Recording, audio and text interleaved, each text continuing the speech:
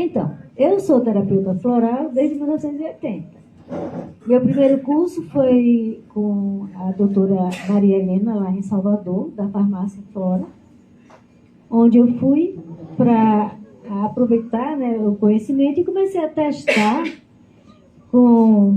em casa, né, com filhos, animais, plantas, desinteressadamente, apenas para conhecer. Não tinha a ideia de chegar a um atendimento que veio posteriormente. Vamos lá.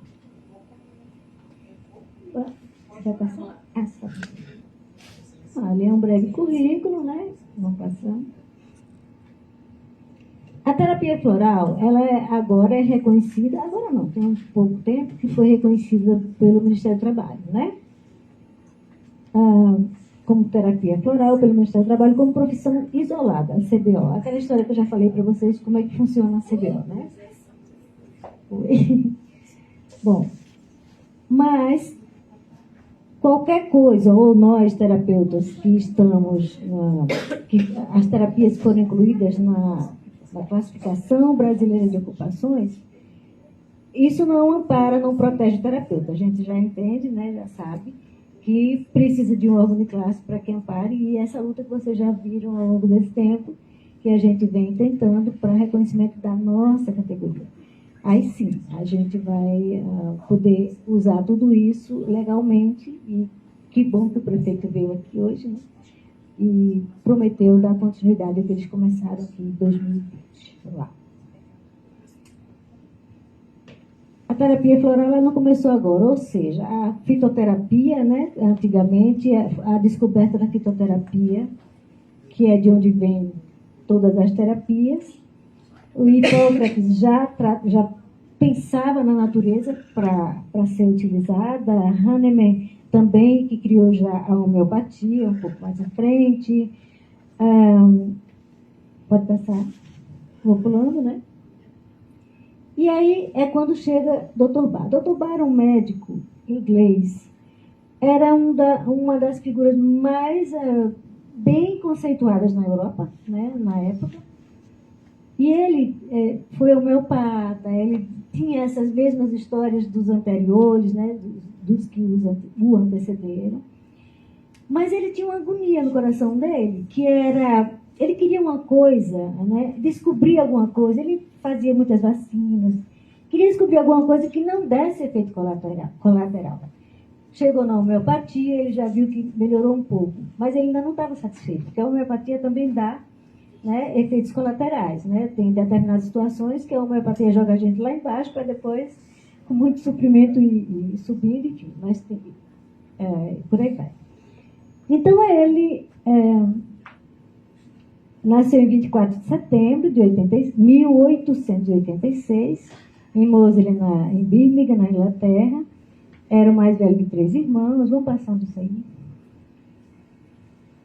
E, em 95, como bacteriologista, né, um dos mais conceituados, como eu falei, da Europa, passou a preparar vacinas que tiveram resultados satisfatórios, mas não ficou satisfeito com os efeitos. Em 1915, passou a preparar vacinas que tiveram resultados satisfatórios. Aí ele já começou a chegar perto do objetivo, tá?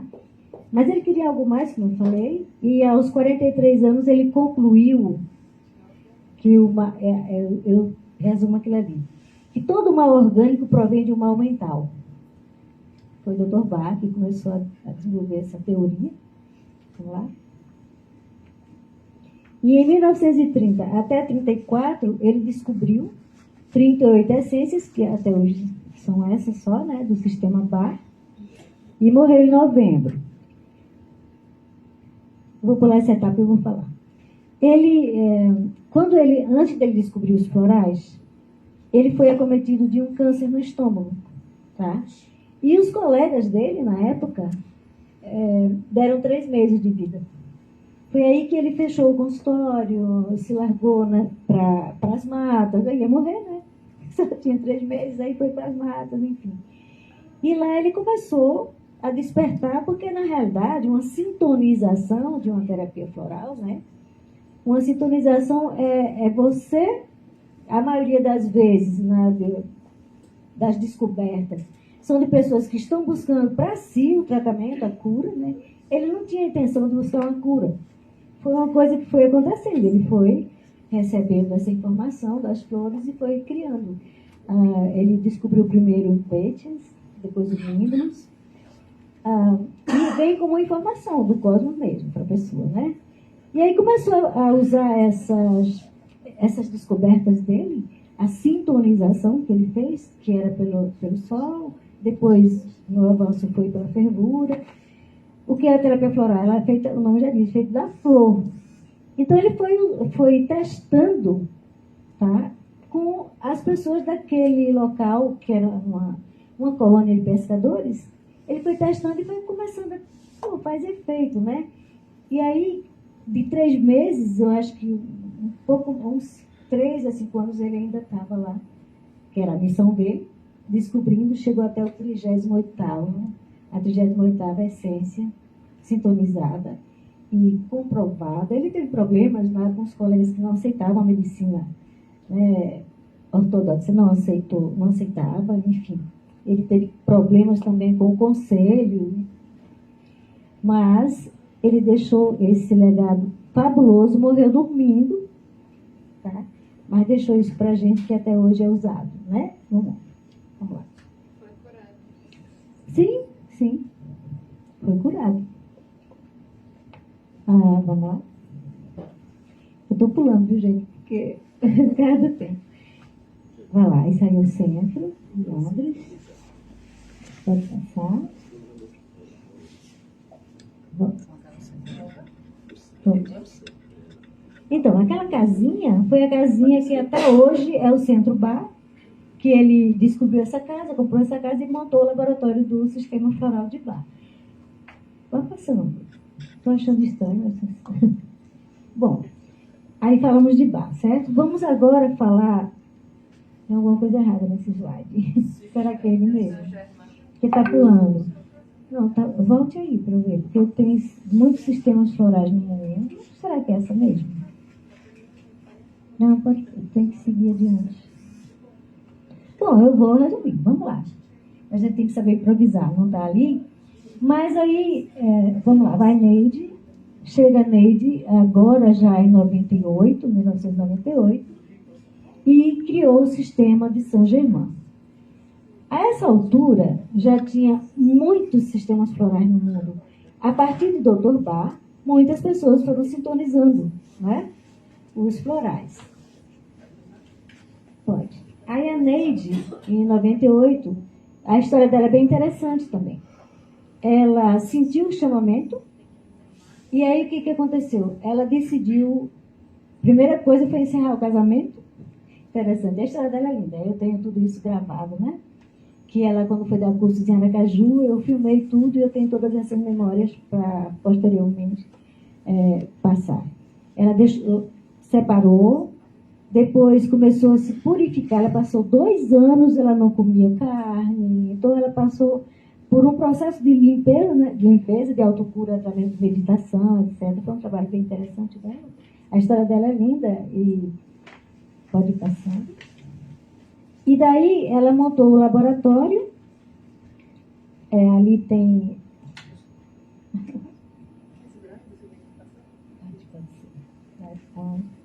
Aqui. Tá, obrigada. E aí daí ela fez 3 livros. Esse primeiro é um repertório que todo terapeuta que faz o curso. Ali é tipo o CID do médico, aquele livro, o primeiro livro, né?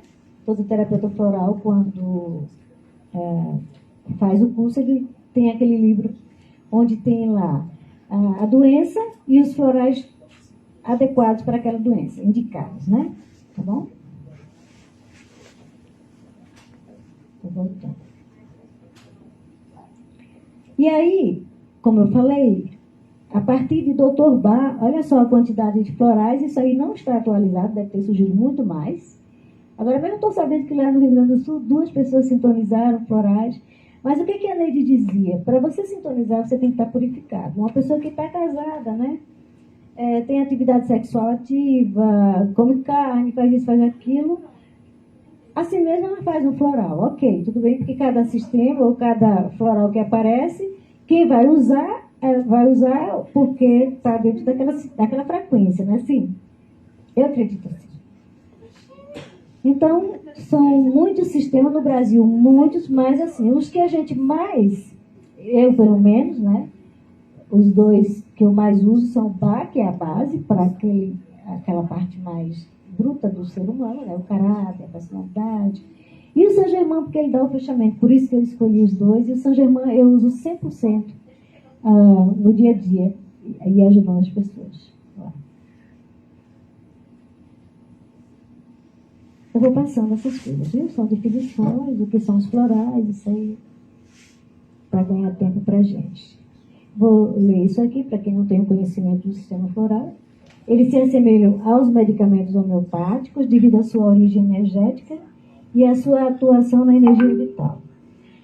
A gente usa a água como veículo extrator, o que também ocorre com os medicamentos homeopáticos. Não seguem farmacopeia homeopática, não ocorrem sucessivas dinamizações como a homeopatia, né? Não devem ser considerados como medicamentos homeopáticos na atualidade. Elas estão sendo usadas em todo o mundo, cada dia surgem mais sistemas de sintonizadores, mas todos baseando-se lá em Dr. Bach, né? O alicerce de tudo isso, toda essa criação. São usados pelo próprio paciente em seu lar, que não é recomendável, né? Preparados em farmácia, que eu também não sei. A pessoa chega lá e pede, eu quero esse floral porque eu acho que eu estou precisando disso. E aí dispensa a consulta com o terapeuta floral, porque o terapeuta floral, que está preparado, ele olha para você e já diz o que diz para ele mesmo, né? Não vai dizer para a pessoa. O que a pessoa está precisando já. Porque o terapeuta floral, ele sente. Ele percebe, se tiver uma sensibilidade maior, ele intui. Né? Às vezes eu estou passando um floral, quando eu atendia, né? 18 anos que eu não atendo, e aí vem um assim na mente. Mas por quê? Aí eu passo, eu ouço a minha intuição e depois eu vou entender por que a pessoa precisava daquilo. Então isso é muito comum no terapeuta floral e talvez em outras terapias que a pessoa tem uma sensibilidade, né, maior de perceber. Enfim. E aí, eu fiz muitas experiências na época com escolas, né? E os resultados, só de borrifar, a gente já viu resultados fantásticos, hospitais, clínicas. A ação é remover, no caso do floral do Saint-Germain, né? Energias negativas, reharmoniza. Eu sempre digo que o uso da terapia do floral é como se você puxasse duas cordas, as cordas de um violão e soltasse, né? Então, as cordas não vão vindo gradativamente. Esse é o ajuste que o floral faz no nosso corpo, mente e espírito. Vou passando. Isso aí foi uma coisa que eu agreguei ao sistema floral. Os florais, os corpos sutis e os chakras. Muita gente já faz essas associações no uso da terapia. Então, eles estabelecem a grande ligação entre corpo, alma e espírito. Especialmente esse Saint-Germain. Tem o da Califórnia também, que tem essa função, mas já tem outros que são mais da parte bruta, né? Tem vários sistemas, mas não dá para a gente falar hoje. Então, isso aqui é o corpo físico, né? É o corpo grosseiro. Essa primeira camadinha marronzinha da nossa parte sólida, né? Líquida e gasosa. Em cima desse campo aqui, se você coloca o dedinho perto do braço, ou qualquer outro local, você sente que os pelos eles sobem, né? Esse campinho de 5 centímetros que é o campo sutil, né? Que é o campo corpo etérico, que é uma réplica do corpo físico, que chamam de aura, né? Tem muitos nomes deles. Duplo etérico, corpo etérico, ectoplasma, perispírito, cada segmento dá um nome, mas é esse campinho aqui. Acima dele tem o corpo emocional, que aí é onde acontecem, onde o circo se arma. O que é o campo etérico? O corpo emocional, né, no caso. É um corpo sensível às impressões dos pensamentos. É aqui nesse terceiro campo onde tudo acontece. Você vê, tem um pensamento negativo, Aí, o que vai acontecer? Você vai absorver aquilo que você está pensando. Hoje se fala demais nisso, né? Você é aquilo que pensa. É nesse campo onde, se você tem um pensamento negativo, você vai atrair o negativo. Mas se você tem uma consciência mais, um conhecimento, né, mais elevado, você tem aquela emoção da raiva, do medo. Mas se você já tem um nível de consciência mais elevado, na mesma hora você retoma. Se você ainda não está dentro dessa vibração, esse sentimento vai passando para o corpo etérico, que é aquela camadinha de 5 centímetros. E se você não resolve isso, não trata isso, vai para o corpo físico, aí é onde vem as doenças. Por isso que o Dr. Bá dizia, todo mal orgânico provém de um mal mental. E esse mal mental, ele acontece todinho ali naquele terceiro campo. Ok?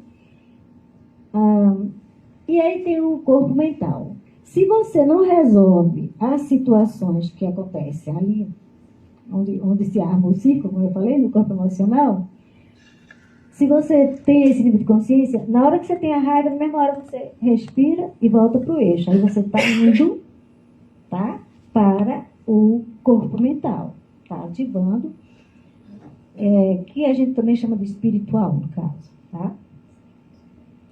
E ali, ó, a fisiologia, como é que funciona o nosso corpo?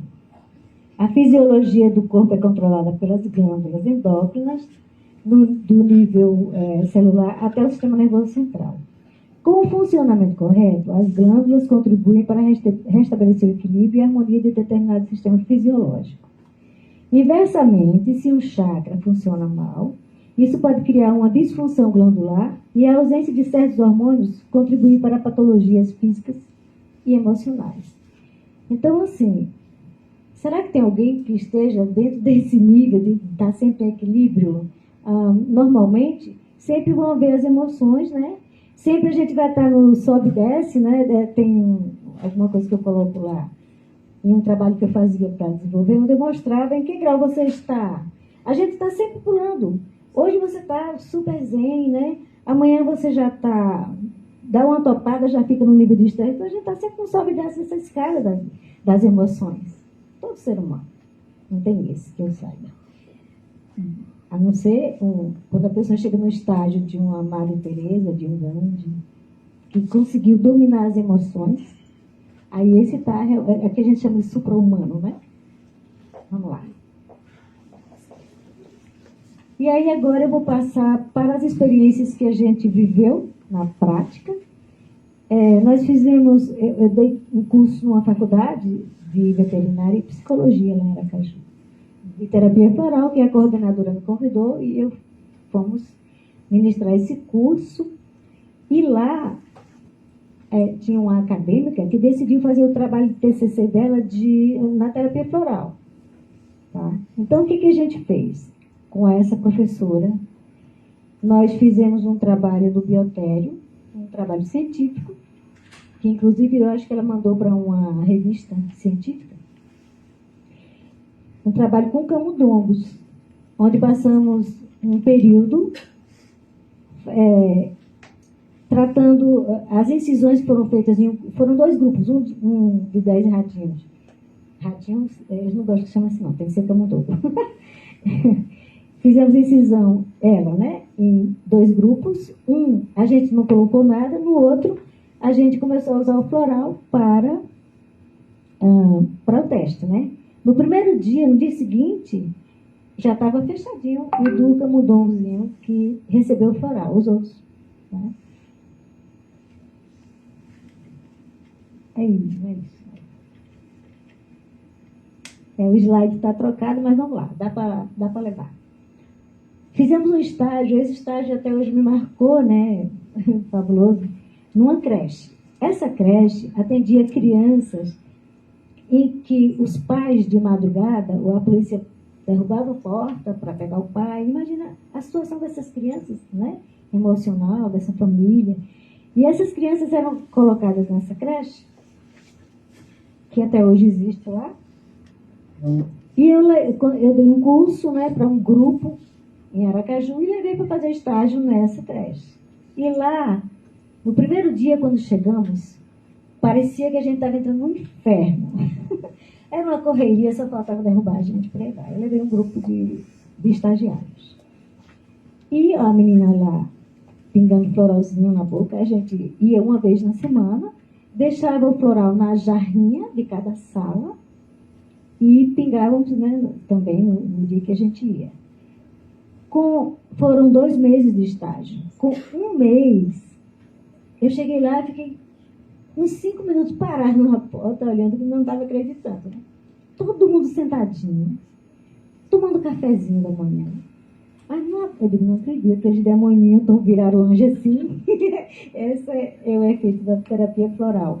Convidamos os pais e era voluntário, digamos, eu doava os florais, né? E convidamos os pais para também participarem da experiência. Eles não aceitaram. Imagina. Mas as crianças, a gente viu o resultado. Vamos lá. Está ali. Olha, aqui é o grupo de pais, no lado esquerdo, né? Ali as crianças, olha que lindinho, né? Os anjinhos, né? Ali é a diretora, com a roupinha verde. E hoje, quando ela me encontra, olha ali. Imagina se no primeiro dia a gente ia conseguir fazer isso? Não mesmo. Foram 2 meses. Foi lindo. Foi a experiência que mais me marcou, né? E a gente ficou assim, muito... todos, né, gratificados com a experiência. Até hoje, ela, quando me encontra, está precisando levar uma turma lá. Bom, fizemos estágio na PAI também. E na PAI, a gente deixava as jarras, mas as enfermeiras começaram a criar problema, a gente não concluiu os 2 meses. O estágio era de 2 meses. Mas faz parte, né?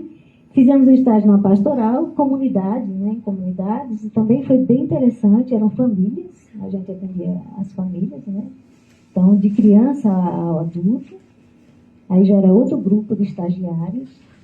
E esse também foi bem interessante, do asilo, onde aquele médico era amigo da família e ele foi quem fez a introdução da gente nesse asilo, né?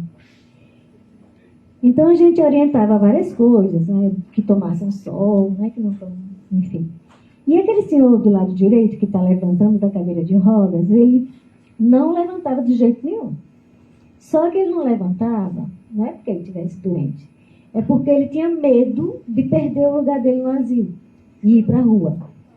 Só que depois ele assumiu, levantou, né? Você viu que é um emocional, né? E também fizemos alguns trabalhos num asilo lá em Salvador, onde essa foi a nossa vice-presidente, a Rita, ela está nos assistindo, inclusive. Foi um trabalho também bem interessante, onde aí a gente já juntava o floral, a auriculoterapia, foi um trabalho bem legal. Gente, minha palestra teria mais coisa, mas eu acho que está tudo certo no universo, não está? O slide foi trocado, mas está tudo bem. Talvez eu dê meu recado, não sei se vocês entenderam. E é por aí. Bom, terminei minha palestra. Não é? Eu ministro cursos no outro slide, tem lá. Eu devo começar uma turma. Já dei muitos cursos. Só que assim, a FENAT agora, né, nesses 18 anos, são 24 horas, então não tenho mais tempo para atender, para ministrar cursos. Mas agora eu estou querendo fazer isso. Para passar, a gente tem muita experiência própria para passar. Tá? E eu pretendo, em agosto, ministrar um curso, né, com todas as experiências que eu tenho. Enfim, gente, obrigada. Com enorme prazer, vou convocar o Luiz para entregar a nossa Adeilde, a nossa presidente. Para mim é uma honra entregar essa homenagem a essa pequena gigante que eu chamo sempre do meu querido estado de Sergipe. E nós vivemos nessa luta aí, eu digo a ela sempre, não vamos desistir nunca, vamos lutar aqui juntos, venceremos. Somos escorpião, e escorpião não é desistir de nada. Vamos à luta. Muito obrigada. Aproveitando, né, vamos convidar a Dedinha, aquela senhora lá, a esposa dele, né? De Lorival, né? A esposa de Lorival?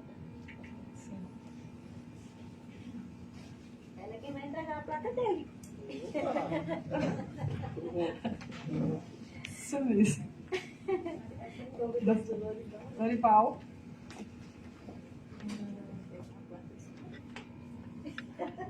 Boa. Sim, foi ótimo ter a palestra dele, foi muito boa, foi bem.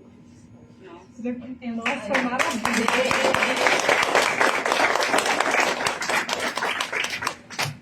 Então, gente, eu quero agradecer por poder fazer parte dessa família. Conheci a David ali quando eu cheguei no Brasil, estava procurando um órgão, um conselho de classe que pudesse me amparar.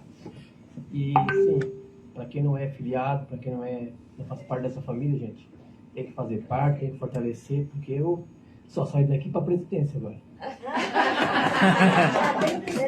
Mentira, tô brincando, gente, tô brincando.